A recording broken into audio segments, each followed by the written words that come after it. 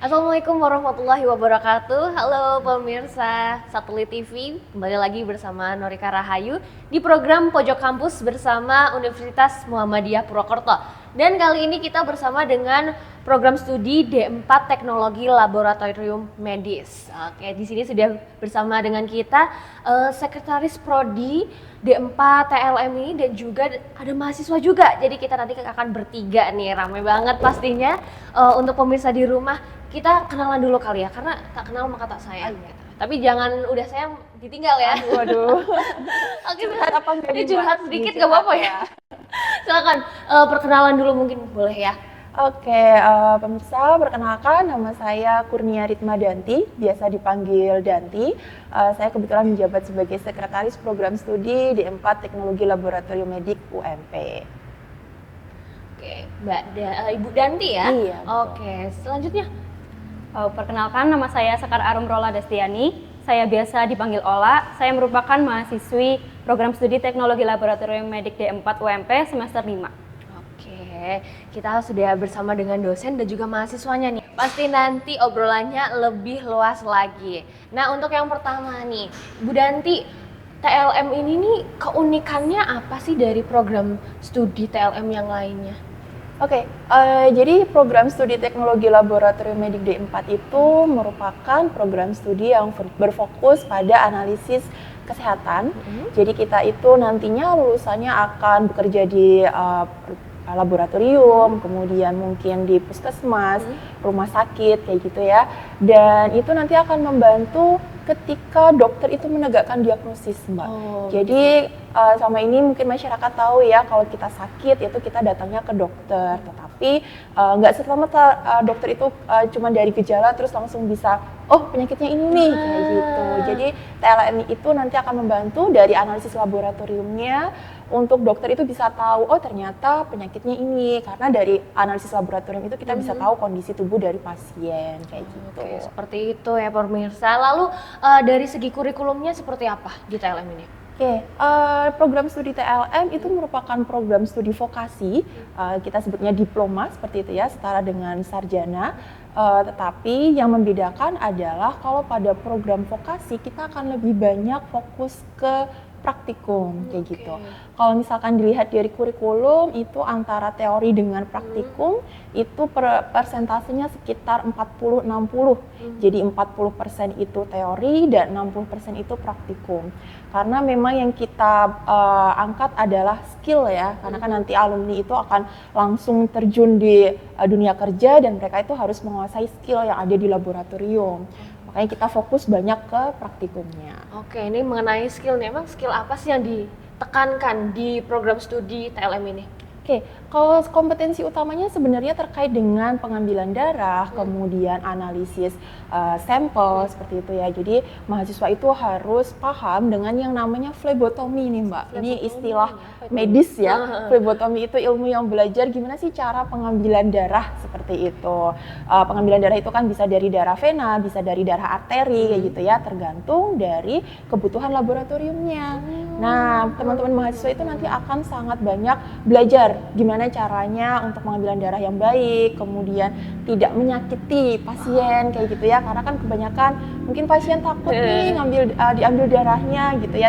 Nanti dari mahasiswa alumni kami itu mereka harus sudah bisa berkompeten mengambil darah sekali ambil kayak gitu, jadi tidak berulang-ulang. Oke, seperti itu ya. Karena selalu Norika dari namanya teknologi laboratorium medis. Nah, waktu Norika baru sekilas membaca itu tuh Norika kira ini yang menyediakan peralatan-peralatan, ternyata bukan ya? Iya, Oh. mungkin kebanyakan yang baru pernah mendengar tentang nama program studinya akan kepikirannya, oh ini teknik nih, kayak gitu ya, dari fakultas teknik.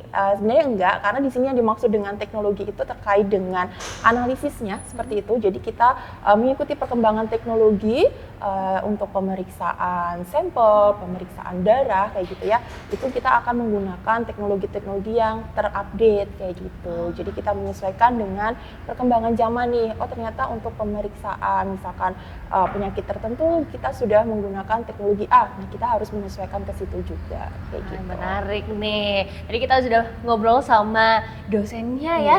Nah, kita juga mau ngobrol juga dong sama mahasiswanya nih ya pemirsa. Kenapa sih kamu memilih program studi ini?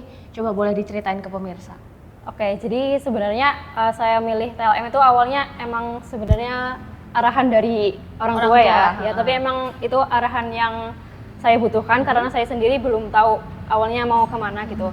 Terus setelah dijalani, saya merasa tidak salah pilih karena saya kan latar belakangnya itu dari SMA IPA ya, jadi masih berhubungan gitu.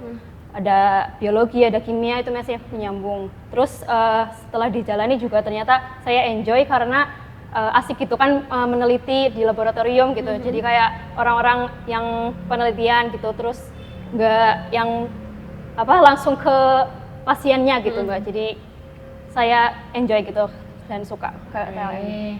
Jadi udah dapat spoilernya dikit ya, karena ternyata di program studi ini tuh cukup seru ya. Lalu pastinya masih banyak lagi tentang program studi D4 Teknologi Laboratorium Medis ini. So jangan kemana-mana pemirsa, tetap di Pojok Kampus.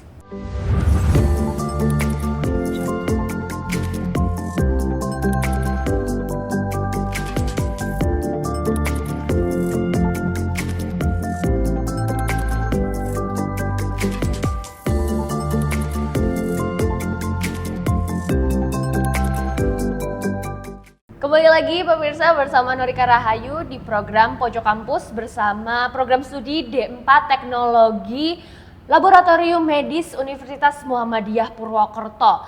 Nah, di segmen kali ini Norika mau membahas nih seputar akreditasi, karena yang kalau Norika sendiri nih dulu sebagai mahasiswa sebelum mau milih program studi itu kan lihat akreditasinya. Nah, coba diceritakan akreditasi dari prodi TLM ini. Oke. Jadi untuk program studi TLM UMP itu, kalau boleh cerita dulu ya, kita itu pertama kali terbentuk tahun 2016. Jadi angkatan pertama itu tahun 2016. Di tahun 2019 itu pertama kali kita akreditasi dan alhamdulillah itu sejauh ini sepertinya masih menjadi satu-satunya program studi baru TLM yang pertama akreditasi langsung mendapatkan predikat B kayak gitu. B itu baik sekali sekarang iya gitu. Itu karena berkat dukungan dari universitas dan juga fakultas kayak gitu ya. Alhamdulillah kita bisa mendapatkan predikat itu. Kemudian di tahun 2024, tahun kemarin nih baru 1 tahun yang lalu kita akreditasi kembali karena untuk akreditasi itu sekitar 5 tahun sekali dan alhamdulillah kita udah naik tingkat menjadi predikatnya unggul. Alhamdulillah, kayak keren gitu ya. Dan pemirsa. predikat unggul itu kalau di akreditasi program studi adalah yang paling atas, Mbak, kayak gitu, yang paling tertinggi. Itu karena support dari kampus, dari univ, fakultas dan juga dosen dan staf di program studi serta mahasiswa, stakeholder, pokoknya semua banyak yang support kayak gitu. Luar biasa sekali pemirsa. Nah tadi disinggung juga nih tentang dosen dan juga staf. Bisa diceritakan profil pengajar di program studi TLM ini? Oke, ya jadi untuk pengajar di program studi TLM kita mayoritas dari lulusan teknologi laboratorium medik. Kita ada beberapa dosen yang memang basicnya di TLM, tetapi karena TLM itu kan nggak cuman fokus ke pemeriksaan kesehatan ya, kita ada beberapa basic ilmu seperti dari biologi, kimia, seperti itu. Sehingga beberapa dosen kami juga diambil dari latar belakang biologi, kemudian ada dari farmasi, kemudian ada beberapa dokter dari kesehatan secara umum, dan juga ada dokter-dokter juga, Mbak. Jadi benar-benar mendukung gitu ya terkait dengan pembelajaran, perkuliahan, itu kita didukung dengan sumber daya manusia yang insya Allah keren-keren lah kayak gitu. Keren-keren dan sangat mendukung ya. Iya. Karena dari kelihatannya ada dokter, terus ada praktisi juga, Betul. ya semuanya ahli-ahli ya. Lalu fasilitas apa yang menunjang pengajaran dan juga mahasiswa untuk berkembang di prodi ini? Oke, kalau di program studi sendiri kita difasilitasi dengan ruang kelas yang insya Allah nyaman kayak gitu ya. Perkuliahan nyaman, kemudian kita sudah ada AC, LCD dan sebagainya. Dan mungkin ini spill dikit ya, insya Allah tahun depan kita ada di gedung baru nih, mudah-mudahan tahun depan gedung baru yang di Sokaraja sudah jadi seperti itu, sehingga akan lebih nyaman lagi untuk mahasiswa belajar di kampus. Kemudian selain dari ruangan, kita juga ada laboratorium, kita ada 3 laboratorium yang di Prodi, kemudian kita kolaborasi juga dengan laboratorium yang ada di pusat, seperti itu ya, jadi beberapa alat, kemudian alat-alat terkait dengan penunjang praktikum, perkuliahan itu sudah tersedia dan didukung oleh universitas secara penuh kayak gitu. Luar biasa. Nah, tadi ngomong fasilitas nih, dari Mbak Ola sendiri udah pernah mencicipi fasilitas yang mana? Selain ruang kelas nih ya, pasti kalau ruang kelas mahasiswa pasti sudah mencicipi semuanya. Selain ruang kelas sudah pernah kemana aja nih? Mencoba fasilitas mana aja? Kalau dari mahasiswa itu selalu pakai, kalian ada praktikum ya, setiap hari ada praktikum, itu ada 3 ruang laboratorium di Prodi, ada laboratorium mikrobiologi, ada laboratorium hematologi sama kimia. Itu sudah dicoba semuanya dan emang alat-alatnya tuh lengkap ya, apalagi nanti kan pindah jadinya bakal lebih lengkap. Terus di laboratorium pusat yang terpadu itu juga pernah dipakai untuk beberapa mata kuliah gitu. Jadi kita sudah pernah mencoba semuanya. Alhamdulillah, ternyata memang dari segi fasilitas juga sudah mumpuni ya. Lalu Norika mau tanya nih, tadi ada laboratorium hematologi. Oke, itu laboratorium untuk apa sih, Bu? Oke, jadi TLM itu kalau dilihat dari kurikulumnya, kita itu punya 7 bidang kompetensi yang utama nih Mbak, kayak gitu. Nah, salah satunya itu adalah hematologi. Hematologi itu ilmu yang mempelajari tentang analisis pemeriksaan darah dalam tubuh, kayak gitu. Nah, di laboratorium hematologi kita sudah dilengkapi dengan alat-alat seperti fotometer, kemudian hematologi analyzer, kemudian ada Phantom juga tadi untuk pengambilan darah ya. Jadi mahasiswa tuh ketika belajar mengambil darah, nggak langsung ke temennya kayak gitu ya. Kadang kan kalau langsung ke temennya takutnya jadi hematomi, jadi bengkak kayak gitu tangannya. Jadi kita belajarnya pakai Phantom dulu. Nanti kalau udah lancar nih pakai Phantom, baru ke temennya kayak gitu. Sebelum nanti kalau PKL, kalau magang gitu ya, bisa langsung pengambilan darah ke pasien. Oke, tadi ngomongin Phantom, itu alat apa sih Phantom? Oke, Phantom itu jadi kayak dia seperti bukan gambaran ya, miniatur dari tubuh manusia, gitu, anatomi tubuh manusia. Nah, karena kita ini Phantomnya digunakan untuk pengambilan darah, jadi dia bentuknya lengan dari ujung sini ke sini. Kemudian nanti di situ itu sudah tersedia, dia dibuat seperti seolah-olah ada pembuluh darahnya di sini kayak gitu. Kemudian nanti itu kita isi dengan cairan yang pura-puranya darah gitu ya, tapi sebenarnya bukan darah gitu. Nah, nanti mahasiswa itu akan mengambil, mereka akan mencari di sudut mana nih untuk pengambilan dari, misalkan ini sampel darah vena kayak gitu ya, itu nanti akan dicari pembuluh darahnya. Mereka akan belajar untuk mengambil, kan ketika menusukkan jarum itu kan itu skill yang harus dipelajari dan merupakan kompetensi utama dari anak TLM. Iya sih, nggak asal cucuk gitu ya Bu ya. Nah, Mbak Ola nih, pastinya pernah punya pengalaman ngambil darah mungkin ya. Coba dong diceritain kayak gimana sih kalau sebagai mahasiswa nih. Jadi awal saya kan sebelum jadi mahasiswa belum pernah diambil darahnya ya. Jadi pas awal ada praktikum pengambilan darah, itu saya pakai tangan kiri diambil sama teman, itu saya masih ngerasa sakit. Terus waktu awal sebelum itu kan pakai Phantom itu juga kesusahan gitu awalnya. Masih belum ngerasain titik nadi yang pas itu yang mana gitu.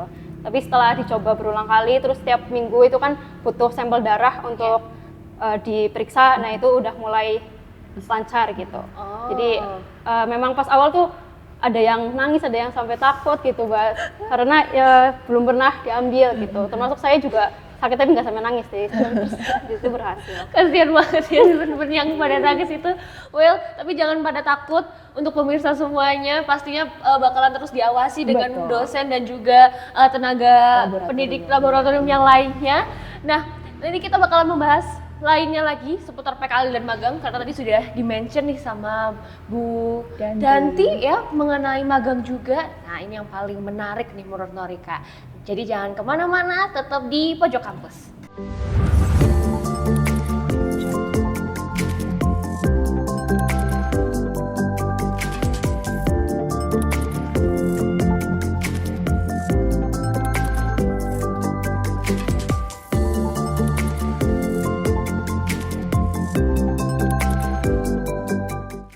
Pemirsa, masih bersama dengan Norika Rahayu di program Pojok Kampus bersama Universitas Muhammadiyah Purwokerto, dan sekarang kita bersama dengan program studi D4 Teknologi Laboratorium Medis. Oke, langsung saja tentang permagangan atau perpraktekan nih, bagaimana Bu di TLM ini? Oke, jadi tadi sudah saya sebutkan bahwa kita itu di D4 TLM ya, vokasi itu mayoritas 60%-nya adalah di praktek laboratorium. Nah, sehingga mahasiswa itu juga diwajibkan untuk melakukan yang namanya magang atau kalau di kita sebutannya adalah PKL, praktek kerja lapangan kayak gitu ya, Mbak. Nah, PKL ini sendiri kita itu ada 2 tipe untuk PKL-nya. Jadi yang pertama PKL mahasiswa itu nanti akan diterjunkan ke puskesmas. Itu nanti untuk mahasiswa semester 5 ke 6 kayak gitu. Kemudian yang kedua adalah PKL di rumah sakit. Nah, untuk PKL di puskesmas sendiri kita sudah cukup melebarkan sayap kayak gitu ya. Jadi nggak cuma di Banyumas aja PKL puskesmasnya, karena alhamdulillah untuk prodi TLM sendiri kan mahasiswanya cukup banyak ya. Itu jadi nggak mungkin kalau kita cuma pakai puskesmas yang ada di Banyumas, sehingga kita itu juga menggunakan yang ada di Cilacap, kemudian Kebumen, Purbalingga dan juga Banjarnegara kayak gitu. Sedangkan yang kedua adalah PKL rumah sakit. PKL rumah sakit itu jadi mahasiswa nanti di semester 8 mereka akan terjun ke rumah sakit kayak gitu, dan kita menggunakan beberapa rumah sakit yang memang sudah memiliki standar bagus kayak gitu ya. Salah satunya seperti Sarjito di Jogja, kemudian Margono jelas kita pakai kayak gitu, dan saat ini kita sedang bekerja sama juga dengan Karyadi di Semarang gitu. Jadi kerjasamanya nggak cuma yang di Purwokerto atau Banyumas Betul, doang ya, iya. sampai ke Jogja dan Semarang loh ya kalau rumah sakit nih. Nah, tadi kan di-mention kalau yang ke rumah sakit itu di semester 8. Iya. Nah, kalau yang di puskesmas juga semester 8 kah atau bagaimana? Kalau yang di puskesmas itu di semester 5 ke 6. Jadi di liburan semester sebelum mereka masuk semester 6, itu teman-teman mahasiswa di semester itu akan melakukan PKL di puskesmas kayak gitu. Oke, cocok banget nih, ini sudah ada mahasiswa semester 5-nya ya. Iya. Ini berarti kan sebentar lagi Mbak Ola mau magang ya? Iya, Oke, kira-kira udah mempersiapkan apa saja untuk magang ini? Ya, jadi PKL 1 kan nanti dilaksanakan kalau saya masuknya di pertengahan Januari. Itu dari saya dan teman-teman persiapannya tuh ditingkatkan skillnya waktu di praktikum, Mbak. Jadi kan ini masih ada beberapa praktikum, persiapannya itu nanti di praktikumnya ditingkatkan skillnya, terus nanti kan ada pembekalannya dulu ya Bu. Gitu. Jadi udah ada bayangan dan persiapan. Oke, lalu Bu, tadi kan udah magang, KKN, masalah KKN nih, apakah program D4 TLM ini mahasiswanya ikut KKN? Iya. Oke. Untuk KKN itu merupakan kegiatan wajib untuk semua mahasiswa di UMP, seperti itu, termasuk ya mahasiswa kami yang ada di TLM D4 UMP kayak gitu. Untuk KKN itu bisa dipilih di liburan semester 6 ke 7 atau 7 ke 8 kayak gitu.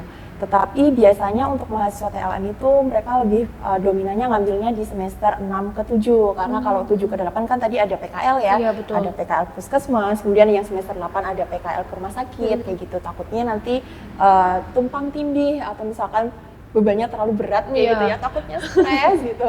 Jadi mereka biasanya ambil di semester 6 ke 7. Oke Bu, tadi sudah ada magang atau PKL, lalu pastinya kan ada pepatah yang namanya ilmu yang baik adalah ilmu yang disebarkan ya, yang bermanfaat bagi orang lain. Nah, ada nggak sih Bu pengabdian masyarakat yang dilakukan?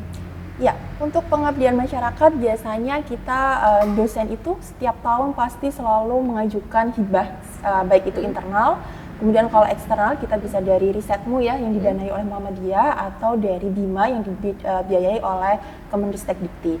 Dan alhamdulillahnya untuk tiap tahun dosen UMP, dosen TLM ya, itu selalu mendapatkan dana hibah untuk penelitian maupun pengabdian. kita untuk pengabdian sendiri itu pasti selalu melibatkan mahasiswa, Mbak. Jadi nggak mungkin cuma dosen aja yang bergerak kayak gitu ya.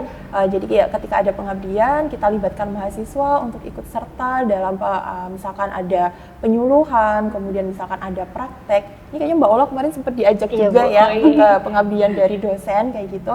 Jadi memang kita selalu melibatkan mahasiswa dalam kegiatan baik itu penelitian atau pengabdian. Mungkin kalau dari mahasiswa sendiri, kita juga ada yang namanya PKM, Mbak. Apa itu PKM? Program Kreativitas Mahasiswa. Alhamdulillahnya untuk Prodi D4 TLM itu setiap tahun alhamdulillah selalu ada yang mendapatkan hibah kayak gitu. Jadi entah itu hibahnya untuk riset, kemudian untuk artikel ilmiah. Nah ini bisa juga ke pengabdian. Jadi yang mengakomodir adalah dari kelompok mahasiswa, nanti didampingi oleh dosen. Seperti itu. Keren banget. Nah, Mbak Ola kan udah pernah ikut pengabdian masyarakat nih. Nah, Mbak Ola pas lagi pengabdian masyarakat itu jadi apa sih, Mbak? Jadi saya pengabdian masyarakat itu kebetulan ikut 2 kali ya Bu. Pertama sama Bu Danti, saya itu tugasnya untuk memberikan materi tentang minyak jelantah waktu itu. Pada saat itu pengabdiannya Bu Danti seperti itu. Sama yang kedua itu kemarin sama Bu Devi namanya, itu untuk diabetes mellitus, pengabdian masyarakatnya saya ditugaskan untuk melakukan pemeriksaan asam urat dan gula darah, begitu. Ternyata sudah cukup berpengalaman juga nih Mbak Ola ya. Nah pemirsa, kita bakalan mengulik lagi ya, karena tadi kan seputar pengabdian masyarakat ini kan ya di wilayah sekitar aja. Betul. Pastinya ada juga dong capaian-capaian internasional yang dicapai oleh dosen maupun mahasiswa di kancah internasional ya. Tapi setelah jeda pariwara yang berikut ini, tetap di Pojok Kampus.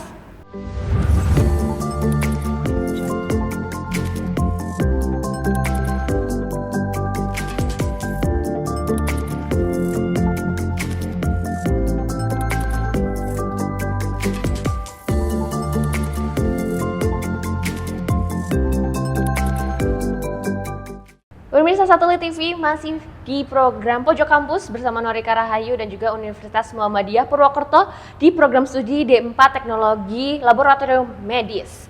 Bu Danti, coba dong Bu diceritain mengenai capaian-capaian internasional yang pernah dicapai dosen kah atau mungkin mahasiswanya? Oke. Ini alhamdulillah sekali saya sangat berbangga ya dengan program studi TLM D4 UMP ini karena ini menuju ke tahun 10 ya, 10 tahun berdirinya Prodi TLM. Alhamdulillah kami sudah banyak melakukan kegiatan internasional ya Mbak, baik itu dari dosen maupun mahasiswanya. Waktu itu kebetulan saya sendiri yang mengawali, saya sempat mendapatkan hibah dari Dikti gitu ya terkait dengan sertifikasi dosen di Jerman Mbak, selama 1 bulan. Keren Gitu. Itu banget. merupakan salah satu pengalaman yang luar biasa sekali yang saya dapatkan kayak gitu. Kemudian tahun berikutnya mahasiswa nih Mbak, nggak mau kalah ya sama dosennya Iya ya. dong, nggak boleh mahasiswa kalah. juga ikut ini mungkin ya termotivasi. Jadi 2 orang mahasiswa kami itu di tahun 2023 lolos seleksi ISMA namanya di Hungaria, di Eropa juga. Itu gitu. kuliah Jadi, ISMA tuh kuliah di Hungaria selama 1 Satu semester. semester. Iya, Oke, jadi keren mereka banget. lebih lama nih, dosennya 1 bulan doang, mereka 1 semester semester. gitu. Kemudian di tahun 2024 tadi ada mahasiswa yang dapat magang di Taiwan. Jadi dia itu magang internship kayak gitu ya, internship di universitas di Taiwan selama 4 bulan dan dia dibayar. Gitu. Jadi itu menurut saya luar biasa sekali gitu ya, dan insya Allah nanti ke depan kita akan lebih banyak lagi mengakomodir gitu ya kegiatan internasional baik buat mahasiswa maupun juga dosen gitu. Oke, keren banget ya. Norika masih penasaran nih sedikit mengenai yang ke Jerman, Ibu Dani ke Jerman. Itu di sana ngapain aja, Bu? Ya, jadi kami kan dari program studinya vokasi ya Mbak. Nah kebetulan waktu itu saya mendapatkan sertifikasinya itu untuk pengajaran bagi dosen di program studi vokasi kayak gitu. Di sana kita diajar oleh profesor-profesor, lecturer kayak gitu ya. Gimana sih caranya untuk mengajar di mahasiswa vokasi? Karena kan pasti berbeda antara mahasiswa vokasi dengan mahasiswa yang sarjana gitu. Dan kita juga banyak diajak kunjungan untuk ke lokasi-lokasi yang memang dia itu vokasional kayak gitu ya, meskipun memang nggak spesifik ke kesehatan gitu ya, karena itu secara umum. Jadi ada teknik, kemudian ada kesehatan, kemudian ke makanan juga kita diajak ke tempat yang memang dia itu fokusnya ke vocational study kayak gitu. Oh, oke, sangat menarik. Nah, Mbak Ola, kan Mbak Ola kan semester 5 ya. Berarti tinggal berapa semester lagi untuk lulus nih? 3 semester lagi ya. Nah, Mbak Ola kalau udah lulus pengen jadi apa sih, Mbak? Kalau untuk sekarang saya pikirannya itu di rumah sakit, di laboratorium kliniknya. Untuk sekarang ya, Mbak. Tapi nanti mungkin pemikiran saya berkembang begitu. Karena kan TLM itu prospek kerjanya nggak cuma di rumah sakit ya, ada di BPOM, terus di farmasi juga bisa begitu. Mungkin nanti bakal mencari-cari lagi. Mereka juga penasaran nih Bu Danti dan juga Mbak Ola yang mengenai prestasi-prestasi mahasiswa D4 TLM ini. Coba bisa diceritakan lebih lanjut lagi. Baik. Untuk mahasiswa TLM UMP itu dari kami dari selaku dosen dan juga staf ya sangat mengencourage, sangat mendukung mereka untuk selalu ikut gitu berpartisipasi dalam lomba-lomba, dan alhamdulillahnya beberapa itu bisa mendapatkan kejuaraan kayak gitu Mbak. Jadi lomba-lomba yang diikuti itu bervariasi ya, kita nggak cuma terbatas di akademik, tetapi juga yang di non akademik. Kalau akademik kan mungkin kayak misalkan pernah ikut lomba cerdas cermat, kemudian LKTI, kemudian ada beberapa juga yang menjadi perwakilan mahasiswa berprestasi nih Mbak, sampai ke tingkat nasional kayak gitu. Keren banget. Dan kalau yang non akademiknya itu juga beberapa mahasiswa tuh ternyata kreatif ya, mereka bikin ikut lomba video challenge kayak gitu, kemudian mungkin ada poster, desain poster, kemudian fotografi dan sebagainya. Itu alhamdulillah beberapa berhasil mendapatkan kejuaraan. Keren banget. Mbak Ola pernah nggak dapet kejuaraan apa gitu Mbak Ola? Ya selama di perkuliahan ini saya waktu itu pernah ikut lomba video 2 kali. Yang pertama saya juara 2 alhamdulillah. Terus baru kemarin banget ini juara 1 sama teman-teman saya, sama kakak tingkat juga. Keren banget, selamat ya Mbak Ola dan teman-teman yang lainnya. Ternyata mahasiswa D4 TLM juga penuh prestasi juga ya. Kalau dari profil lulusan atau alumni nih Bu Danti, lulusan-lulusan dari TLM ini udah jadi apa aja sih Bu? Ya, jadi untuk profil lulusannya dari TLM itu kalau yang utama mereka adalah sebutannya sebagai tenaga teknologi laboratorium medik. Jadi dia nanti bekerja di laboratorium, baik itu laboratorium klinik, kemudian puskesmas, rumah sakit, atau balai kesehatan gitu ya. Tadi disebutkan juga bisa ke BPOM, jadi banyak sekali peluang-peluangnya. Kemudian bisa juga di perusahaan. Kemarin salah satu mahasiswa menginfokan bahwa dia sedang interview gitu di PT diagnostik kayak gitu ya, dia nanti sebagai quality assurance kayak gitu. Kemudian ada juga nih yang menginfokan dari alumni, karena kebetulan masih sering kontak kan ya sama alumni. Di tahun 2026 nanti dia insya Allah akan berangkat ke Jepang Mbak. Ya dia mendapatkan pekerjaan kontrak di Jepang kayak gitu ya, di rumah sakit lansia kalau nggak salah, itu kontraknya sekitar 5 tahun. Jadi ini mengawali sebagai pembuka lah mungkin ya nanti untuk alumni-alumni TLM yang lain bisa juga nih bekerja di luar negeri kayak gitu. Oke, keren banget. Selain bidang kesehatan, ada nggak sih Bu lulusan dari TLM yang kerjanya itu bukan di bidang kesehatan? Ya, karena memang kita sebenarnya fokusnya di kesehatan, mayoritas memang anak-anak atau alumni itu bekerjanya adalah di kesehatan, di pemeriksaan laboratorium. Tetapi selain itu banyak juga yang bekerja di bidang pendidikan, Mbak. Jadi ada yang menjadi guru, kemudian ada yang menjadi laboran di rumah sakit, di universitas kayak gitu ya. Kemudian ada juga yang sudah menjadi dosen nih gitu, yang sudah melanjutkan sekolah S2, mereka biasanya kemudian menjadi dosen di universitas. Jadi memang nggak hanya terbatas di kesehatan ya gitu. Kemudian mungkin ada juga yang tertariknya adalah ke manajemen rumah sakit nih Mbak. Jadi kan ketika di laboratorium itu kita juga butuh yang namanya manajer ya, manajer laboratorium. Nah mungkin beberapa alumni yang fokus, saya pengennya fokusnya ke manajemen nih gitu ya, itu mungkin bisa melanjutkan ke manajemen rumah sakit. Dan alumni kita beberapa juga sudah ada yang menjadi kepala laboratorium gitu. Keren banget. Oke Bu, tadi kan sudah dijelaskan ya, udah diceritakan juga sama pemirsa bahwa lulusan-lulusan dari TLM ini bakalan kerja di bidang kesehatan juga, ya ada yang jadi guru juga. Bisa nggak sih Bu mereka buka klinik gitu Bu? Oh iya, itu bisa banget ya Mbak, karena di UMP sendiri kita didukung dengan mata kuliah itu ada yang namanya mata kuliah kewirausahaan dan itu wajib untuk semua mahasiswa di semua prodi. Nah, makanya di TLM itu sendiri juga ada yang namanya mata kuliah kewirausahaan. Kita ada di semester 3 itu kalau nggak salah kewirausahaan Islami, kemudian di semester 7 itu ada yang kewirausahaan fokus ke kesehatan atau ke laboratorium. Jadi alumni-alumni yang merasa kayaknya saya nggak bisa deh ikut orang kayak gitu ya, saya mau mempekerjakan orang aja lah kayak gitu ya, itu mereka bisa nanti yang namanya membuka usaha di bidang laboratorium. Kebetulan saya sendiri nih yang ngajar di namanya manajemen laboratorium. Kemarin saya sempat menceritakan tentang gimana sih caranya untuk membuka usaha di laboratorium gitu ya. Dan kemarin teman-teman mahasiswa juga sudah membuat proposal nih, saya mau membuat bisnis laboratorium ABCD, tempatnya di mana kayak gitu. Jadi mereka sudah dibekali dengan ilmu kewirausahaan, ilmu manajerial di laboratorium.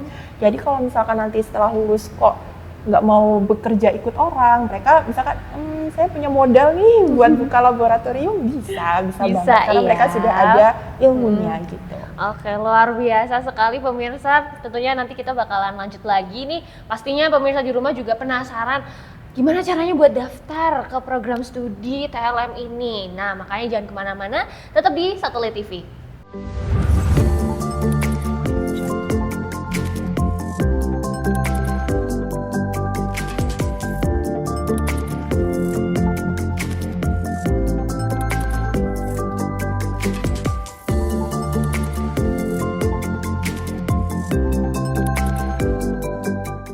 Pemirsa Satelit TV masih bersama dengan Norika Rahayu di program Pojok Kampus bersama Universitas Muhammadiyah Purwokerto. Dan di episode kali ini kita bersama dengan program studi D4 Teknologi Laboratorium Medis. Bu Dianti, nih biar menguatkan para pemirsa yang ada di rumah, kenapa harus pilih program studi D4 TLM ini, Bu? Silakan coba Bu ditegaskan lagi, dikasih paham mereka.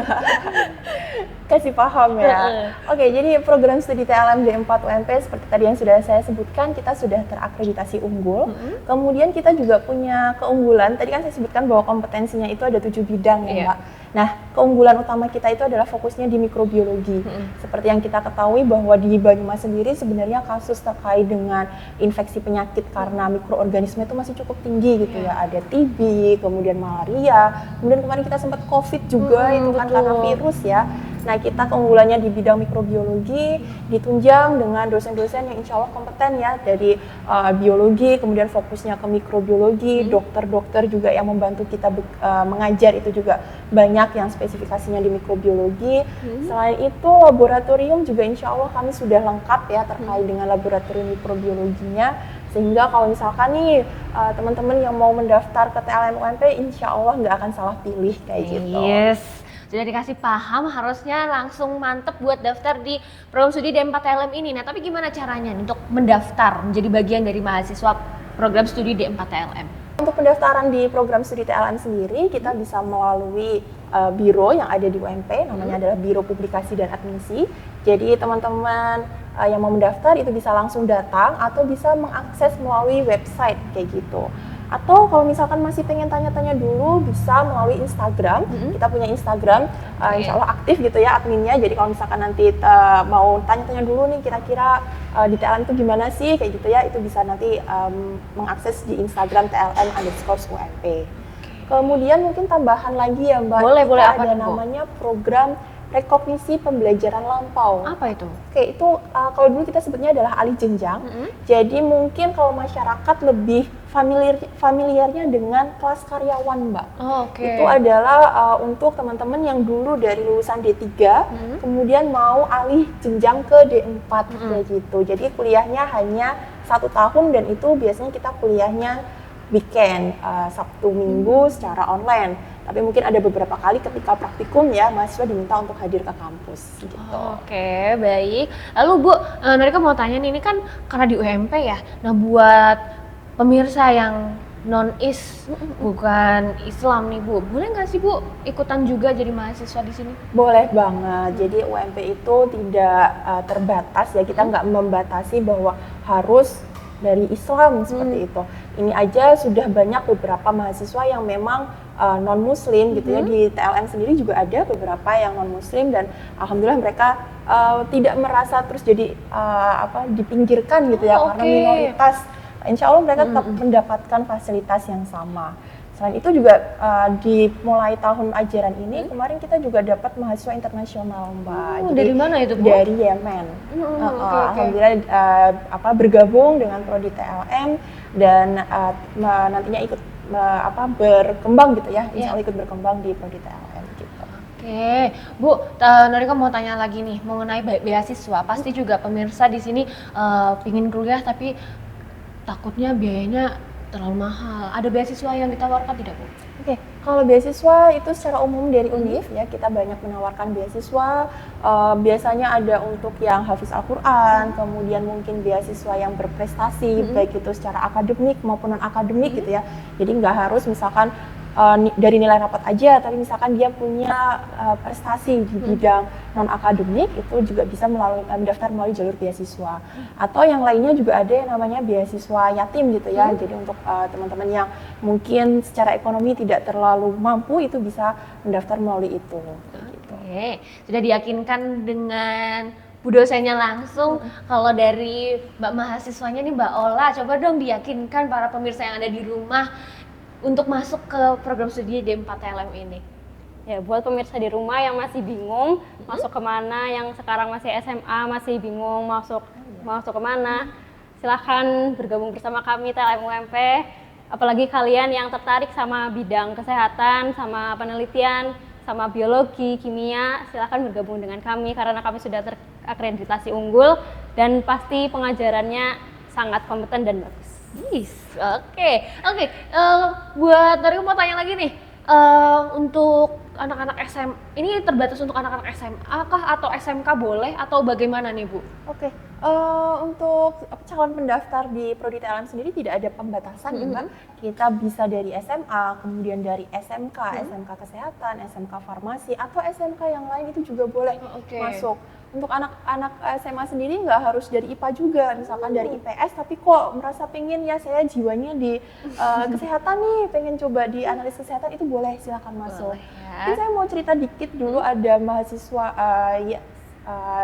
angkatan kedua kalau nggak salah, dia itu dari SMK Komputer dan Jaringan, Mbak. Itu kan agak jauh ya dari analis kesehatan. Ya, Bu. Dia tuh sempet cerita ke saya kalau merasa, Bu saya minder nih karena mungkin dia nggak familiar sama ini gitu ya. Tetapi saya motivasi bahwa kalau memang mau belajar insya Allah bisa.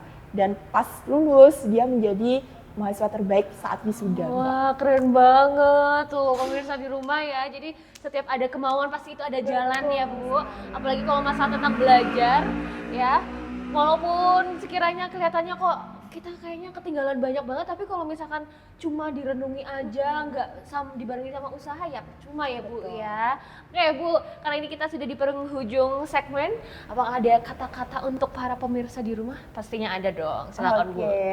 Ya, untuk pemirsa di rumah mungkin saya menunggu ya teman-teman siswa dari seluruh Indonesia nih atau mungkin dari internasional juga, barangkali ada yang menonton gitu untuk bergabung di program studi kami. Saya sangat antusias untuk menyambut nanti mahasiswa baru di tahun ajaran di tahun depan. Mudah-mudahan dengan bergabung di program studi TLM, teman-teman bisa berkembang kayak gitu dan mengoptimalkan skill yang dimiliki. Oke, terima kasih Bu Danti dan juga Mbak Ola atas kesempatannya yang luar biasa, sharing-sharingnya, dan ini sangat berdaging banget apalagi buat teman-teman di rumah yang kebingungan nih ya, karena ini kan mau tahun ajaran baru ya. Nah, buat pemirsa yang ada di rumah jangan ragu-ragu untuk masuk ke program studi D4 Teknologi Laboratorium Medis Universitas Muhammadiyah Purwokerto. Segitu aja dulu dari Norika Rahayu. Kita ketemu di episode Pojok Kampus yang lainnya. Wassalamualaikum warahmatullahi wabarakatuh.